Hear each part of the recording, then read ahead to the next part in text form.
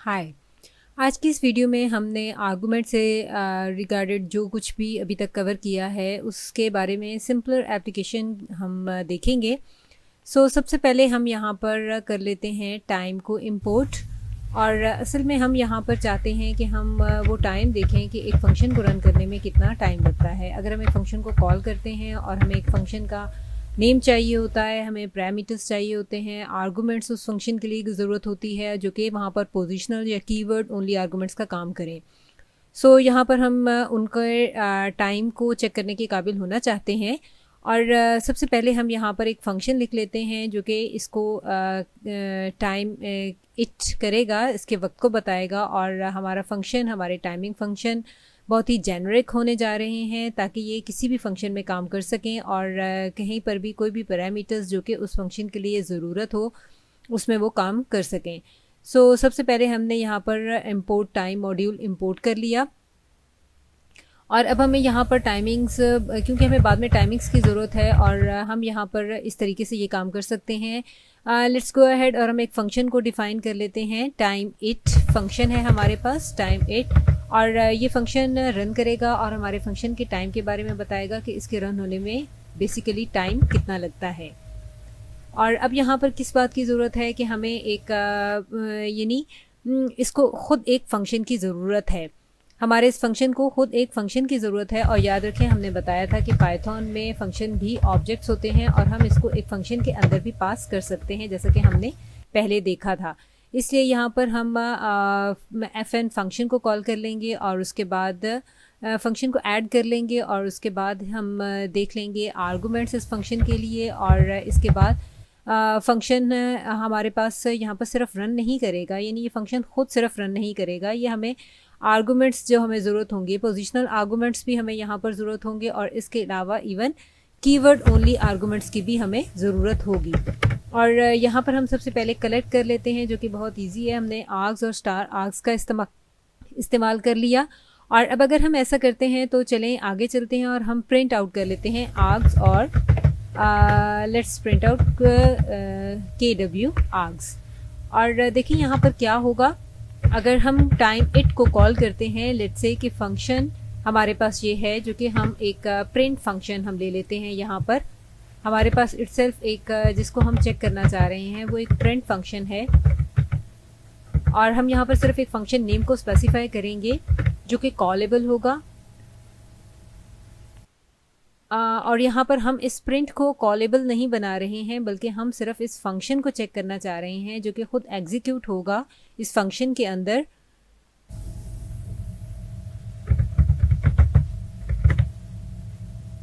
यानी यूँ हम इसको नहीं चाह रहे, बल्कि हम इसको सिंपल इसी तरह से ही चेक करेंगे।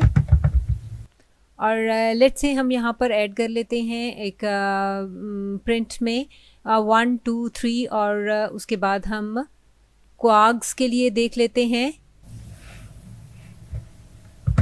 KW आर्ग्स के लिए हम कीवर्ड ओनली आर्गुमेंट्स ले लेते हैं। और यहाँ पर हम एक सेपरेटर को चेंज कर लेते हैं, यानी हम सेप ले लेते हैं जो कि डैश स्पेस होगा। और इसके बाद हम एंड को भी ऐड कर सकते हैं जो कि स्पेस और ये 3 स्टार्स होंगे। और ओके, अब हम जब इस फंक्शन को रन करेंगे और अब हम इसको पास करना चाह रहे हैं और रन करना चाह रहे हैं, तो देखिए हमारे पास कुछ इस तरह से रिस्पांस आ गया। आप देख सकते हैं कि हमने यहाँ पर 1 2 3 को स्कूप अप कर दिया आर्ग्स के अंदर। और उसके बाद हमारे पास यहाँ पर सेप आर्ग्स और एंडेड अप हमने कीवर्ड ओनली आर्गुमेंट से किया है, जो कि सेप और एंड है। और आप जानते हैं कि वे पैरामीटर्स आर्गुमेंट्स यहाँ पर इस तरह से हमारे पास डिक्शनरी में एंड हो गए हैं। और यहाँ पर अब हम ये चाह रहे थे कि हमने यहाँ पर एक्चुअली इस फंक्शन को एग्जीक्यूट करना हमारा मकसद नहीं था, ये हमारी ज़रूरत नहीं थी।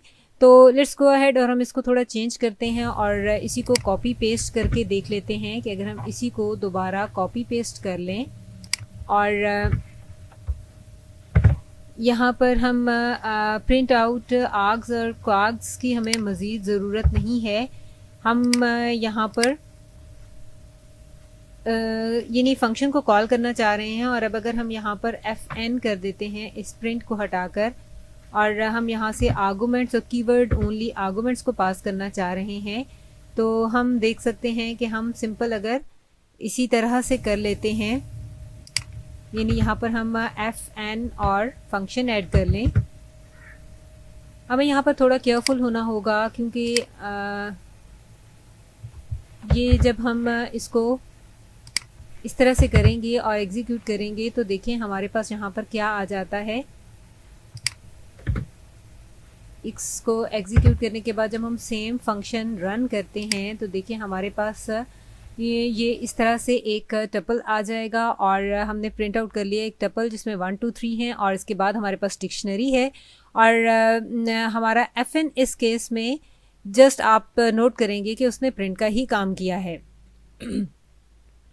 तो हम यानी ये हमने एक टपल को ही प्रिंट किया है, तो क्या ये रियली एक आर्गुमेंट है? नहीं, ये एक आर्गुमेंट नहीं, ये एक टपल है। और अब अगर हम एक डिक्शनरी को प्रिंट करते हैं तो हमारे पास एक्चुअल आर्गुमेंट एक प्रिंट फंक्शन में आ जाते हैं। तो ये असल में हमारे पास सेकंड पोजीशनल है। और यही चीज़ होती है अगर हम यहाँ पर प्रिंट 1 2 3 और इस तरह से पोजिशनल एलिमेंट ले लेते हैं। सेम अगर हम यहाँ पर इसको प्रिंट ले लेते हैं तो हमारे पास सेम ही आता है, और हमें यहाँ पर इनको टपल इनको सेपरेट करने की ज़रूरत है इस पैरेंथेसिस के ज़रिए। और अगर हम इस तरह से इसको लेके करते हैं, जो कि हमारे पास सेकंड एलिमेंट एक डिक्शनरी है और फिर एक स्पेस है और एंड है, तो अब हम यहाँ पर स्पेस और 3 स्टार्स है।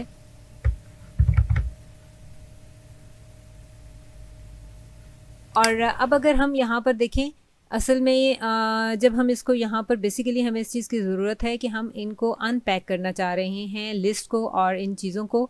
तो अब अगर हम स्टार आर्ग्स यहाँ पर फंक्शन के साथ स्टार आर्ग्स और क्वार्क्स कर लेते हैं, यानी हम यहाँ पर लिस्ट को मर्ज कर देंगे फॉर एग्जांपल, या फिर डिक्शनरी को मर्ज कर देंगे, और इसलिए हमने यहाँ पर स्टार आर्ग्स और स्टार स्टार क्वार्क्स किया। और अब अगर हम इसको यहाँ पर रन करते हैं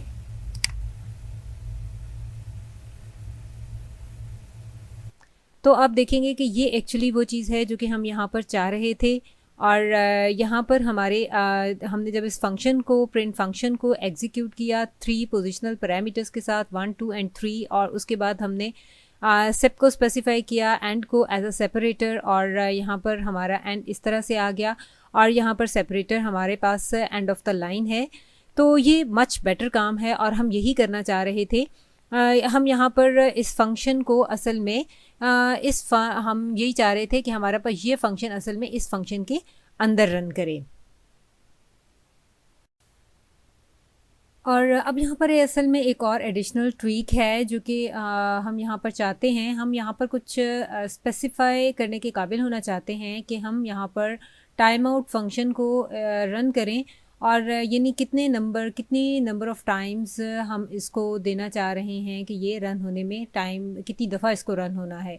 और इस मकसद के लिए हम यहाँ पर कीवर्ड ओनली आर्गुमेंट को स्पेसिफाई हमें करने की ज़रूरत है, जो कि यहाँ पर हमें करेगा, बताएगा कि ये फंक्शन कितनी दफ़ा रिपीट हो। तो हम यहाँ पर इसको दोबारा अगर लेके यहाँ पर अगर हम इसका रैप ऐड कर देते हैं तो इस तरह से हम एक डिफ़ॉल्ट 1 ही अगर हम यहाँ पर दे लेते हैं, और हम ये कहेंगे कि ये कितनी दफ़ा, यानी यहाँ पर इसको कितनी दफ़ा रन होना है। और अब आप देखेंगे कि ये चीज़ें इससे इफ़ेक्ट होंगी।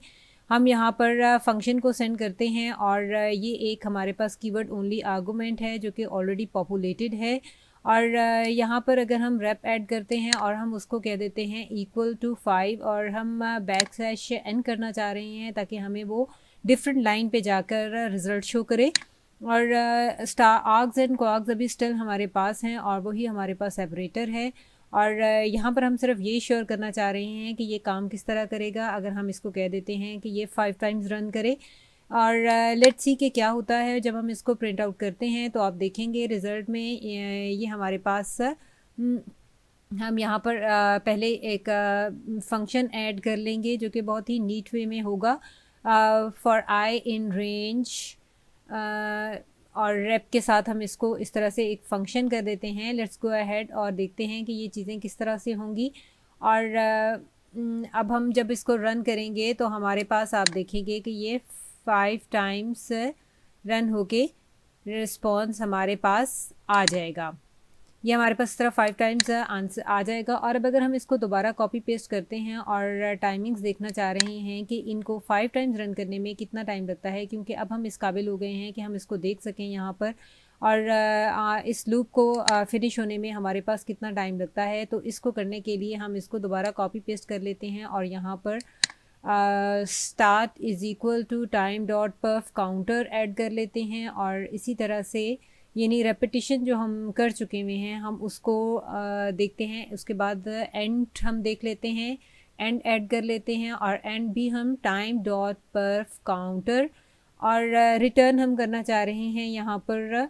ये रेपिटिशन हमारी है और हम यहाँ पर स्टार्ट माइनस एंड लेकर डिवाइडेड दिस बाय रेप हम कर लेंगे और हमारे पास एक एवरेज रन टाइम आ जाएगा, जो कि प्रेटी गुड है इस चीज़ को करने के लिए।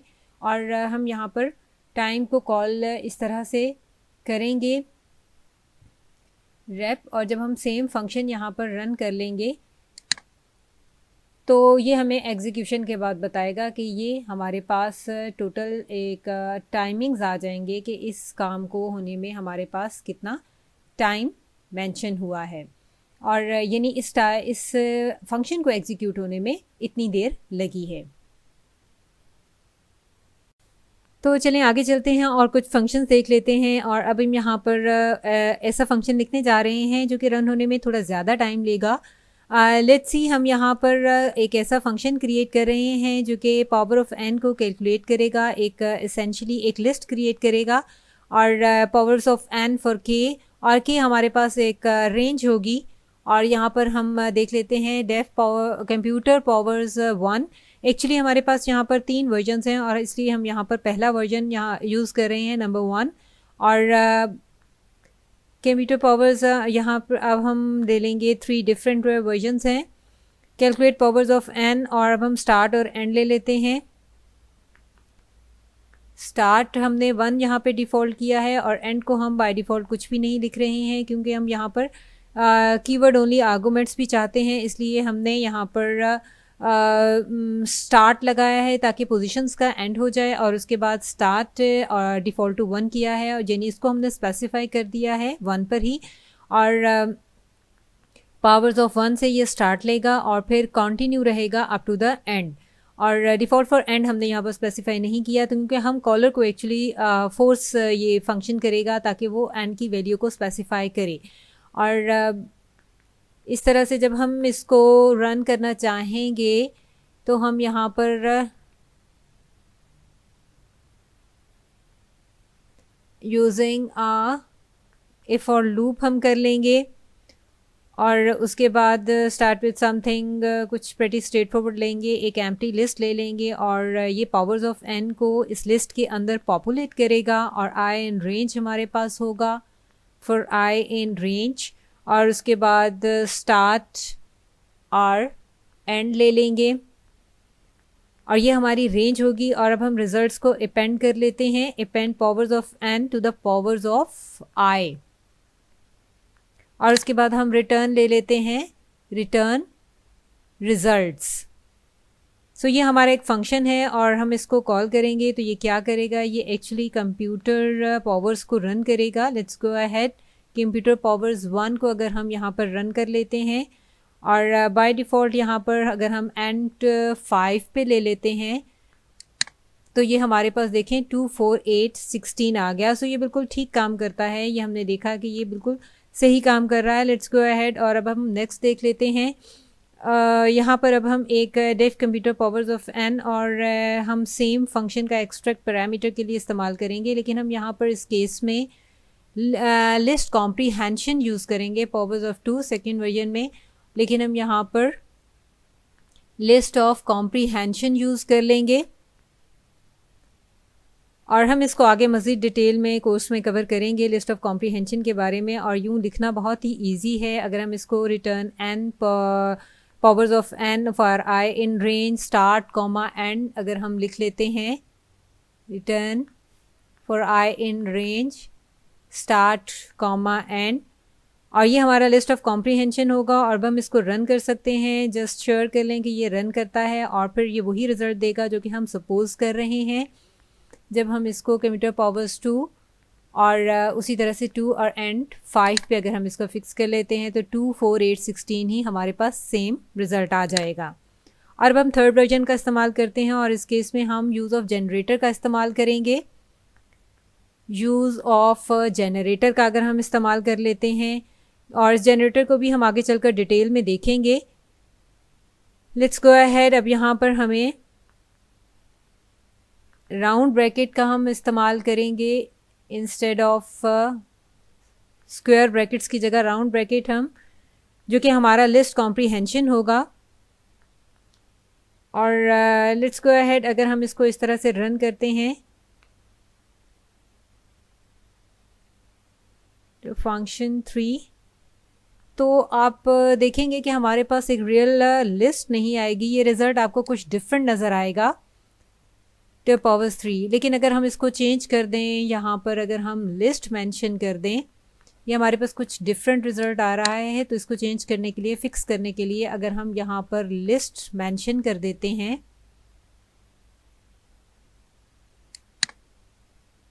तो ये हमारा यूज़ ऑफ जनरेटर में लिस्ट में भी सेम रिज़ल्ट 2 4 8 16 आ गया है।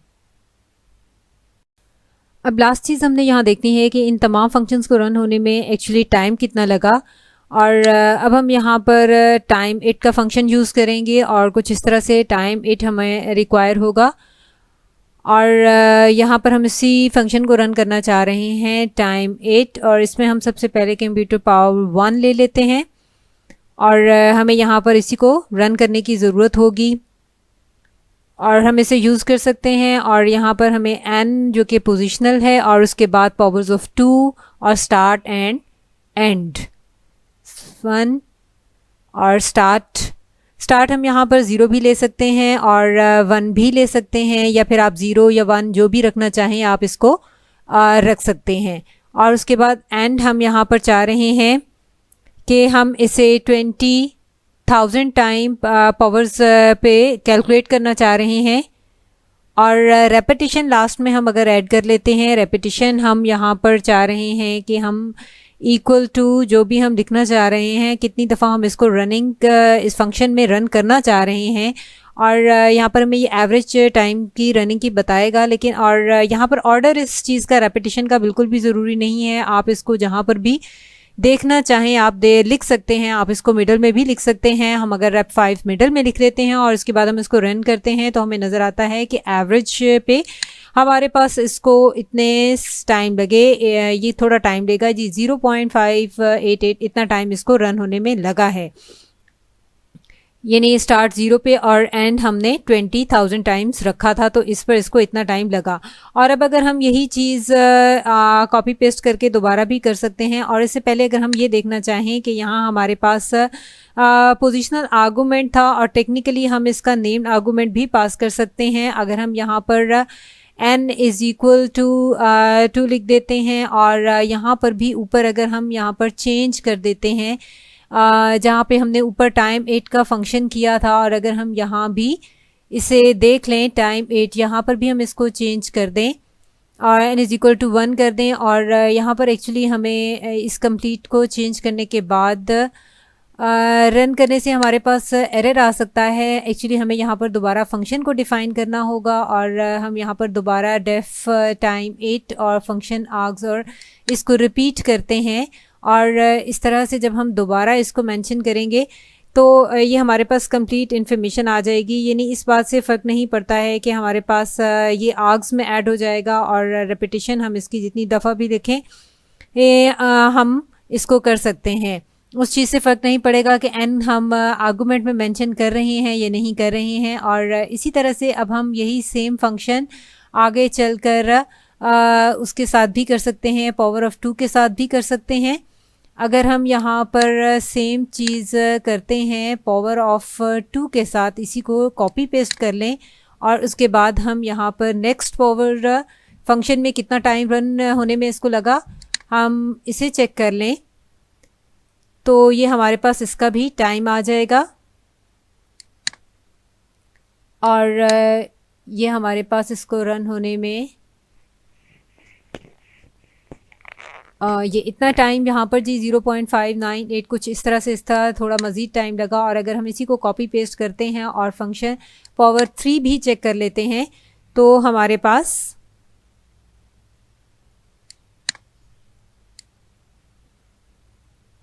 ये आप देखेंगे कि यहाँ पर इसको रन होने में जी, ये आपने देखा कि यहाँ पर इसे रन होने में थोड़ा ज़्यादा टाइम लगा है।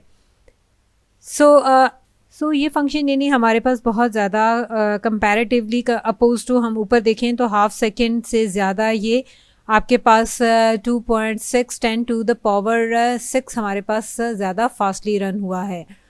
और अब अगर हम देख लेते हैं आगे मज़ीद जनरेटर को, अगर हम जनरेटर पर बात करना शुरू करें तो ये बहुत ही ट्रिकी है और हम इसको आगे आने वाले कोर्स में मज़ीद डिटेल में देखेंगे।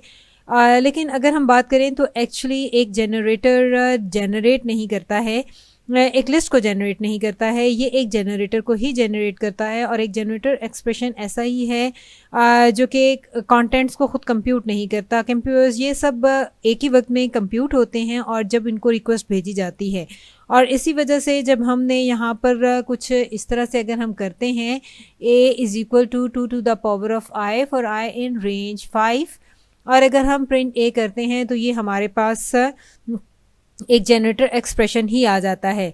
यानी a = लेट्स से हम यहाँ पर हमने इस तरह से किया, लेकिन जब हम इसको अगर प्रिंट कर लेते हैं, एक लिस्ट में प्रिंट कर लेते हैं तो ये हमें पहले इटसेल्फ जनरेटर ऑब्जेक्ट ही मिला, लेकिन अगर हम लिस्ट में प्रिंट करते हैं तो ये हमारे पास बिल्कुल ठीक काम करेगा और हमें एक लिस्ट प्रोवाइड कर देगा जिसमें हमारे पास ये बिल्कुल राइट रिज़ल्ट आ जाएगा। Like 2 to the power of i हमारे पास 2 हो गया। और ये हमें लिस्ट कंस्ट्रक्टर में जब हमने एक जनरेटर को पास किया तो हमें ये इस तरह से बिल्कुल करेक्टली रिज़ल्ट मिल गया।